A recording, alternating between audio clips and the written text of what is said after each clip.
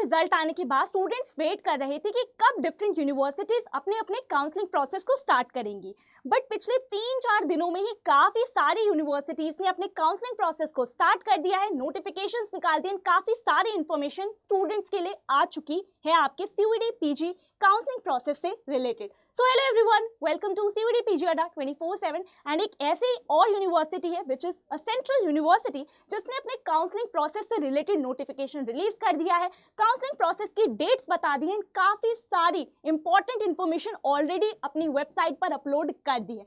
तो वो है आपकी central university of Jharkhand. And सबसे पहले एंड सबसे इंपॉर्टेंट बात जो बच्चे बार बार पूछते हैं कि मैम हमें लो मार्क्स पर कोई यूनिवर्सिटी मिल सकती है, ये कॉमन डाउट, कॉमन क्वेरी या कॉमन क्वेश्चन कह लीजिए जो बच्चों का बार बार आता है। तो आपको मैं बता दूं कि ये उन कुछ यूनिवर्सिटीज में से ही एक है जहां पर कट ऑफ काफी ज्यादा कम जाती है, तो लो स्कोर पर भी एडमिशन मिलने के डिफरेंट कोर्सेज में रहते हैं चांसेस।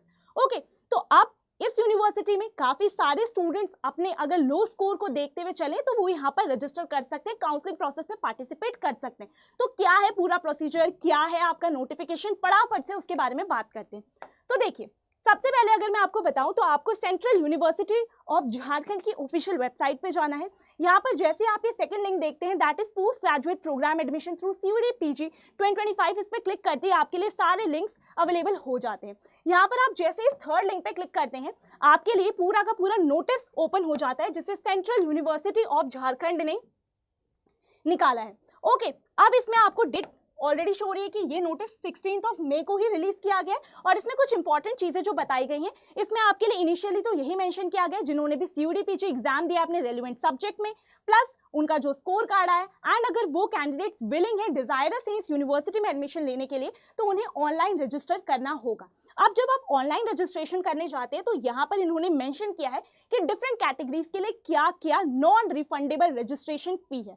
तो अगर हम बात करें UR OBC और EWS कैंडिडेट्स की तो उनके लिए 800, for SC ST candidates 400, and बाकी जो भी कैंडिडेट्स यहाँ मेंशन्ड है उनके लिए 200 रुपीज। अब नॉन रिफंडेबल इसीलिए कहा गया है क्योंकि अगर आप किसी और यूनिवर्सिटी में एडमिशन ले लेते हैं, जब आपने यहाँ पर भी ऑनलाइन रजिस्टर कर दिया था, तो उसके बाद अगर आप ये सोचे कि कहीं और एडमिशन ले लिया तो ये वाली जो आपने रजिस्ट्रेशन प्रोसेस के दौरान फी सबमिट की है ये आपको रिफंड कर दी जाए, तो ये नहीं होता है, ये नॉन रिफंडेबल होती है। ओके, उसके बाद अगर एक इंपॉर्टेंट चीज मैं आपको समझा दूं तो यहाँ पर मेंशन है कि ये आपका जो रजिस्ट्रेशन प्रोसेस है ये 20 मई से स्टार्ट होगा एंड 10 जून इसकी लास्ट डेट है। So the registration link will be available from 20 मई, जिसके लिए इन्होंने नोटिस 16 मई को ही निकाल दिया है एंड लास्ट डेट आपकी 10 जून रहने वाली है। अब उसके अलावा अगर हम एक और इम्पॉर्टेंट चीज समझें तो देखिए, अगर एक और इंपॉर्टेंट चीज समझें तो यहाँ पर इन्होंने सेकंड लिंक पर अगर आप क्लिक करते हैं तो इन्होंने लिस्ट ऑफ डॉक्यूमेंट्स रिक्वायर्ड भी निकाली है, यानी कि इस रजिस्ट्रेशन प्रोसेस के दौरान, इस ऑनलाइन काउंसलिंग प्रोसेस के दौरान जो भी इंपॉर्टेंट डॉक्यूमेंट्स आपको अपलोड करने होते हैं उसके बारे में इन्होंने यहाँ पर ऑलरेडी बता दिया है।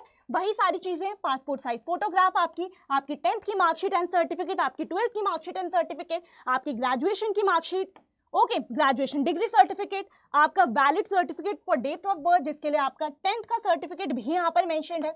ओके, उसके अलावा जो आपका CUET PG का एप्लीकेशन फॉर्म था, आपका CUET PG एग्जाम के टाइम पे जो एडमिट कार्ड था, and most important thing is, जैसा मैंने पहले भी कहा है, अपने स्कोर कार्ड को डाउनलोड कर रखिए क्योंकि डिफरेंट यूनिवर्सिटीज के काउंसलिंग प्रोसेस में उसे आपको करना होता है अपलोड। तो आपका CUET PG का वैलिड स्कोर कार्ड, और अगर आपका कोई कास्ट सर्टिफिकेट है तो वो, EWS सर्टिफिकेट है तो वो, एंड इसके साथ ही डिफरेंट स्टूडेंट्स को क्या होता है कि डिफरेंट तरीके के फॉर्म भी सबमिट करने पड़ते हैं, वो डिफर करता है स्टूडेंट टू स्टूडेंट, तो वो सारी ही चीजें इन्होंने यहाँ पर मेंशन कर रखी हैं। ओके, तो ये है आपका पूरा का पूरा आपकी सेंट्रल यूनिवर्सिटी ऑफ झारखंड का जो नोटिस आया है, उसमें सारे इंपॉर्टेंट हाईलाइट क्या है, प्लस आपको ये ध्यान रखना है कि 20 मई से इस यूनिवर्सिटी के रजिस्ट्रेशंस ओपन हो रहे हैं। अगर आपके लो स्कोर है, आपको एडमिशन चाहिए, तो आप यहाँ पर डेफिनेटली अप्लाई कर सकते हैं, रजिस्टर कर सकते हैं। एंड लास्ट डेट 10 जून है, तो लास्ट डेट तक नहीं बैठे रहना है। जब रजिस्ट्रेशन लिंक ओपन हो उसके 2-3 दिन बाद ही आप अपना जाकर फॉर्म फिल कर दीजिएगा एंड इन डॉक्यूमेंट्स के साथ आप रेडी रह सकते हैं जो भी आपको मैंने अभी एक्सप्लेन किए। ओके, एंड पूरी की पूरी जो भी आपको मैंने इन्फॉर्मेशन बताई, आप ये ऑफिशियल वेबसाइट पर जाकर इनको डाउनलोड कर देख सकते हैं खुद खुद भी समझ सकते हैं। ओके, सो इस सेशन में बस इतना ही। और अगर आप भी एडमिशन लेना चाहते हैं तो रजिस्ट्रेशन कर लीजिएगा, बिल्कुल भी इसे मिस मत कीजिएगा।